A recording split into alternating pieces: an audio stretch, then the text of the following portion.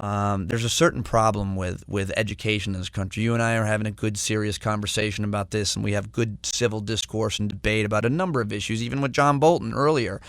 I had a civil discourse, but, the way the media is today, and people believing that the president is not from this country, or he's a Muslim, or and this is really kind of mainstream stuff where it would be one thing if it was just Glenn Beck, but you have a lot of congressmen giving, you've got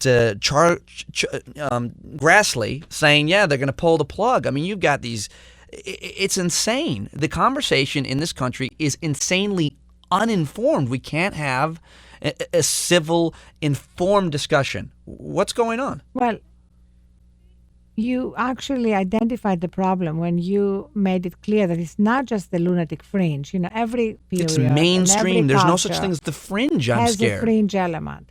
The problem here is that you have mainstream elected officials, members of Congress, members of the United States Senate, who actually endorse this absolute rubbish, like the birther controversy or the death panels. And that is the problem. I think that's where Democrats need to demand that any member of Congress that actually endorses outright lies is censured. Remember, Republicans used to do that. Whenever Democrats would say anything that they objected to, they would demand a censure. Well, they seem to have a lot more backbone than the Democrats. This Joe Wilson thing was insanely unique in a way. People said, well, Democrats booed President Bush. Yeah, they did. And Republicans booed President Obama the other day. But he screamed, "You lie." And my problem is not that he did that. My problem is that he raised almost as much money as his opponent, which says what about the American electorate? Well, my problem is that he lied while he was saying "you lie." But people don't believe that.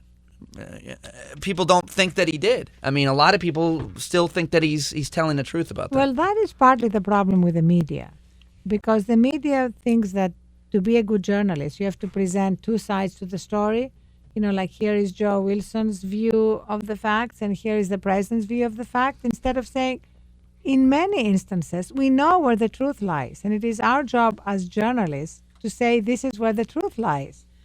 If you're talking about whether the earth is flat or not, you don't normally have two sides debating the issue. In some instances, the jury is out. Depends where you look. If you're interviewing Kirk Cameron, why should people go to the HuffingtonPost.com, Arianna Huffington? Because when you go to the Huffington Post, you can really read about everything, not just politics. I know there's always one breast photo that I resent it because I click on it too often. Okay, well, as a good sort of testosterone-fueled male, we want to make sure that you can get whatever you want on the Huffington Post. You can get your Afghanistan news. I've got my porn tabs, Arianna. They're on a whole different window.